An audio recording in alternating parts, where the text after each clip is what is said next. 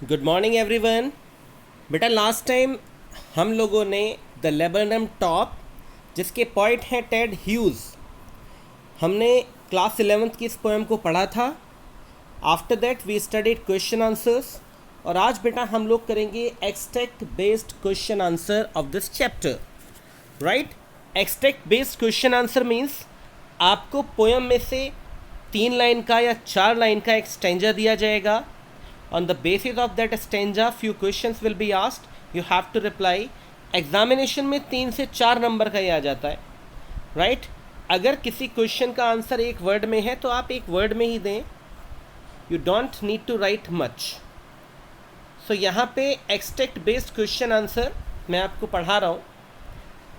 सो यहाँ पर लिखा हुआ है read the extract given below and answer the question that follow. तो यहाँ पे पोएम की 3 लाइनें दी हैं।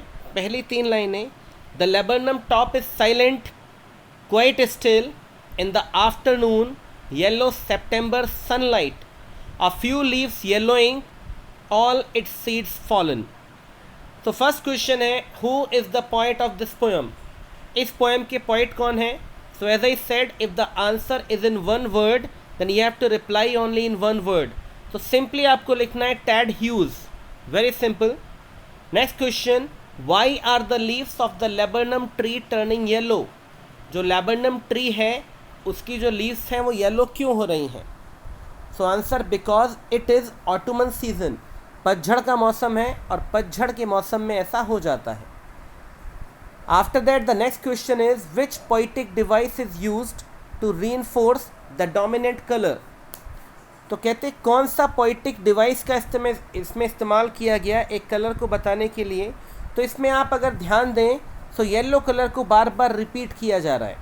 राइट, इन्होंने बताया कि भाई प्लांट के जो फ्लावर्स हैं वो येलो कलर के हैं, सनलाइट का कलर भी येलो है और जो लीव्स हैं वो भी येलो हो रही हैं। तो इसमें रिपीटेशन का इस्तेमाल किया गया। नेक्स्ट स्टैंजा है till the gold Finch comes with a twitching chirp a suddenness, a startlement at a branch end, then sleek as a lizard and alert and abrupt, she enters the thickness and a machine starts up of chitterings with the tremor of wings and trillings. So ये stanza लिया गया है इसमें और जो इसमें question पूछा गया है the first one is how did the goldfinch come to branch end of the laburnum tree. जो गोल्ड फिंच है वो लेबरनम ट्री के एंड तक किस तरीके से आती है। सो इसमें लिखा गया आंसर है it came suddenly to the branch end of the laburnum tree. वो एक ब्रांच का जो अंतिम हिस्सा है लेबरनम पेड़ का उसमें बहुत ही तेज़ी से आती है, सडनली, अचानक। इसके बाद which poetic device is used in the third line. Third line में कौन सा पोइटिक डिवाइस यूज़ हुआ है। The answer is Simli.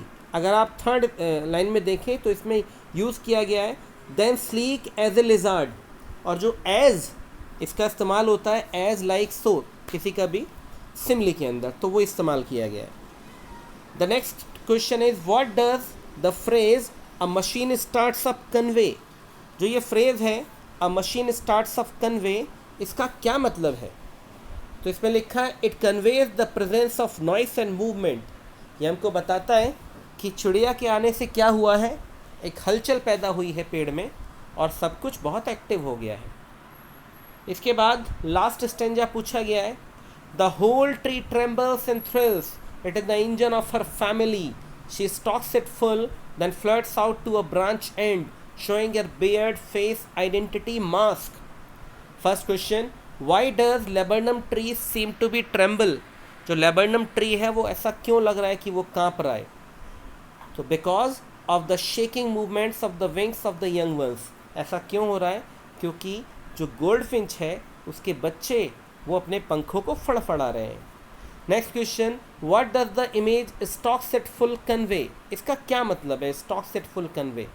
It conveys that the laburnum tree feeds all her young ones on the tree. इसका मतलब है कि जो लेबरनम ट्री है वो अपने सभी यंग वंस छोटे बच्चों को इस पेड़ पर ही रखकर उनका पालन पोषण करती है।